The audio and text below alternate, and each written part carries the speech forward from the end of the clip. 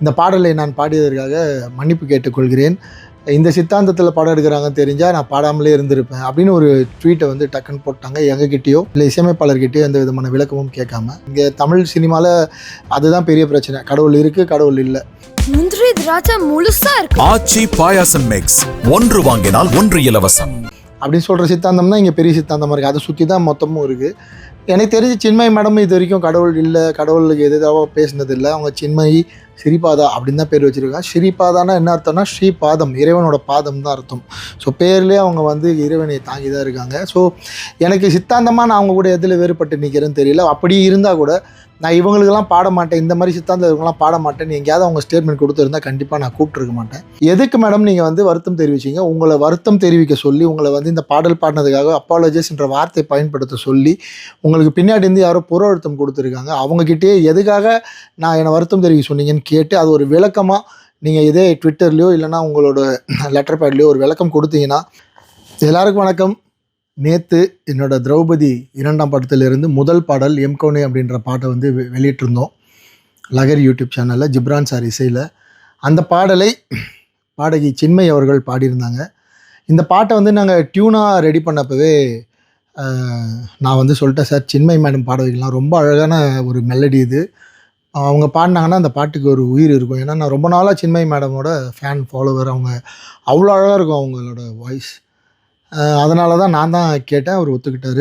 And செல்வமீரா வந்து பாடல் வரிகள் எழுதுனதுக்கப்புறம் மேடமை கூப்பிட்டு சாங் ரெக்கார்டிங் பண்ணோம். ஜிப்ரான் சார் தான் அந்த பாடலை வந்து பதிவு செஞ்சார், நான் இல்லை அவங்க பதிவு செய்கிறப்போ. பட் அவங்களுக்கு என்னோடய டீம்லேருந்து போய் ஷூட் பண்ணதை வீடியோலாம் எடுத்தாங்க, எக்ஸ்பிளைன்லாம் பண்ணியிருக்காங்க எந்த மாதிரியான மூடில் இந்த பாடல் வருது அதெல்லாம்.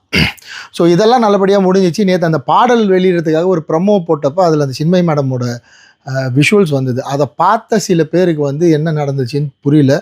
எனக்கு நான் ட்விட்டரில் ரெகுலராக இருக்கிறதால, எக்ஸில் ரெகுலராக இருக்கிறதால எனக்கு வந்து அது புரிஞ்சிச்சு. உடனே ஒரு கண்டினியூஸாக ஒரு 30 பேர் வந்து சின்மயி மேடமாக கண்டினியூஸாக அட்டாக் பண்ணுறாங்க. என்னென்னா, இந்த மாதிரி திரௌபதி, ருத்ரதாண்டவம், பகாசுரன் போன்ற படங்களெல்லாம் எடுத்தார். அவர் வந்து ஒரு குறிப்பிட்ட மக்களுக்காக தான் படம் எடுப்பார். அவர் வந்து பெண்களுக்கு எதிரான படம் எடுப்பார் அப்படிலாம் சொல்லி நீங்கள் அவர் படத்தில் போய் எப்படி பாட்டு பாடலாம், நீங்கள் பெரிய புரட்சியாளர், இப்போ வந்து இவங்க புரட்சிலாம் எங்கே போச்சுன்னு சொல்லி அவங்க சின்மயி மேடம் கண்டினியூஸாக அட்டாக் பண்ண உடனே எனக்கு அப்போவே புரிஞ்சிடுச்சு இவங்க ஏதோ ரியாக்ட் பண்ண போகிறாங்கன்னு. ஆனால் என்ன ரியாக்ட் பண்ண போகிறாங்கன்னு தெரியல. நான் நினச்ச மாதிரியே அவங்க வந்து இந்த பாடலை நான் பாடியதற்காக மன்னிப்பு கேட்டுக்கொள்கிறேன்.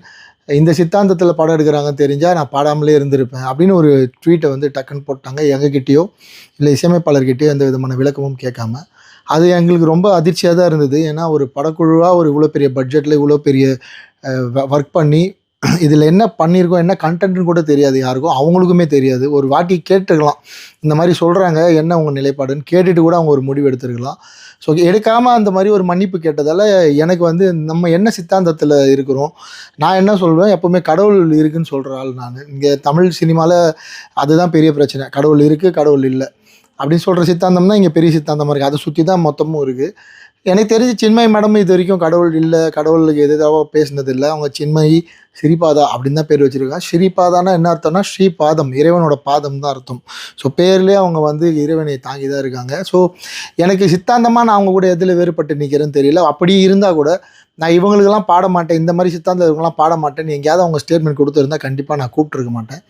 ரொம்ப விரும்பி ஆசைப்பட்டு அவங்க குரலில் தான் இந்த பாடல் பதிவாகணும்னு நான் தான் கேட்டேன். கடைசியில் இப்படி ஒரு விஷயம் நடந்துச்சு. எனக்கு என்ன தெளிவு வேணும் இந்த வீடியோ எதுக்காக அப்படின்னா, எதுக்கு மேடம் நீங்கள் வந்து வருத்தம் தெரிவிச்சிங்க? உங்களை வருத்தம் தெரிவிக்க சொல்லி, உங்களை வந்து இந்த பாடல் பாடினதுக்காக அப்பாலஜிஸ் என்ற வார்த்தை பயன்படுத்த சொல்லி உங்களுக்கு பின்னாடி இருந்து யாரோ புற அழுத்தம் கொடுத்துருக்காங்க. அவங்கக்கிட்டே எதுக்காக நான் என்னை வருத்தம் தெரிவிக்க சொன்னீங்கன்னு கேட்டு அது ஒரு விளக்கமாக நீங்கள் இதே ட்விட்டர்லேயோ இல்லைனா உங்களோட லெட்டர் பேட்லேயோ ஒரு விளக்கம் கொடுத்தீங்கன்னா அது எங்களோட படத்தை எந்த வகையிலும் பாதிக்காமல், வியாபாரத்தை பாதிக்காமல் இருக்கும். பாடல் நல்லபடியாக போயிட்டுருக்கு. ஆர்கானிக்காக ஒரு 1 மில்லியன் வியூஸ் வந்து நம்ம இப்போ பேசிகிட்டு இருக்க இந்த நேரத்தில் பாடல் நெருங்கிடுச்சு. இருந்தாலும் என்னை சுற்றி இருக்கவங்க, என்னை இவ்வளோ நாள் சப்போர்ட் பண்ணுவாங்க, எனக்குன்னு இருக்கிற மக்கள், எனக்கு படம் பார்க்குற மக்கள் வந்து என்னை சுற்றி கேள்வி கேட்டே இருக்காங்க. அவங்க நிறைய கோரிக்கை வைக்கிறாங்க.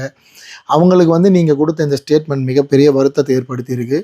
அண்ட் ப்ரொடியூசருக்குமே வந்து, சார் என்ன சார் நமக்கு பிஸ்னஸ் இதுக்கு பாதிக்குமா, அவங்க ஏன் அப்படி ஒரு ஸ்டேட்மெண்ட் நம்மளை கேட்காம கொடுத்தாங்கன்னு கேட்குறாரு. எனக்கு பதில் சொல்ல தெரியலை. அதனால் சின்மயி மேடம், என்ன காரணத்துக்காக நான் உங்களை நேரடியாக மீட் பண்ணி பேசினதில்லை, எனக்கும் உங்களுக்கும் எந்த தொடர்பும் இல்லை, எந்த விதமான பேச்சுவார்த்தையும் இல்லை. அப்படி இருக்கப்ப நான் ஏதோ பெரிய குற்றம் பண்ணிட்ட மாதிரி, தப்பு பண்ணிட்ட மாதிரி, இது ஒரு வகையான ஒரு ஒதுக்கி வச்சு பேசுகிற மாதிரி, ஒரு மாதிரி நான் ஏதோ பெருசாக இந்தியா நாட்டை தாண்டி வெளியே இருக்கிறவங்களுக்கு வந்து நான் ஏதோ ஒர்க் பண்ணி என்னை வந்து அது அந்த வார்த்தை கரெக்டாக எனக்கு பிரயோகிக்க தெரில. அப்படியான ஒரு ஸ்டேட்மெண்ட் மாதிரி இருக்குது. ஸோ தயவு செஞ்சு நீங்கள் ஒரு விளக்கம் கொடுப்பீங்கன்னு நான் நினைக்கிறேன். அப்படி விளக்கம் கொடுக்க விருப்பம் இல்லைன்னா நீங்கள் போட்ட அந்த பதிவையாவது நீங்கள் நீக்கிடணும். ஏன்னா அது இந்த படத்தை வியாபார ரீதியில் எந்த வகையிலும் அது பாதிக்கக்கூடாதுன்னு நான் உங்களை கேட்டுக்கிறேன். And thank you. அவ்வளோ பெரிய பிரச்சனை வந்தப்பவும் என் கூட நின்று இந்த பாடலை வந்து பொதுமக்கள் கிட்ட, வெகுஜனம் கிட்ட கொண்டு போய் சேர்த்து ரசித்து கொண்டாடிட்டு இருக்கீங்க. உங்கள் அத்தனை பேருக்கும் என்னுடைய நன்றி. மற்ற மொழியிலும் இந்த பாடல் வெளியாகி இருக்குது. ஸோ அந்த மொழிகளுக்கும் அந்த மொழியில் பாட்டு பார்த்து ஃபோன் பண்ணி பேசின ஆயிரக்கணக்கான ரசிகர்களுக்கும் இந்த நேரத்தில் நான் வந்து நன்றி தெரிவிச்சுக்கிறேன். விரைவில் சின்மயி மேடம் கிட்டேருந்து ஒரு நல்ல பதில் எதிர்பார்க்குறேன். தேங்க்யூ. முந்திரி திராட்சை முழுசா இருக்கு. ஆச்சி பாயாசம் மிக்ஸ், 1 வாங்கினால் 1 இலவசம்.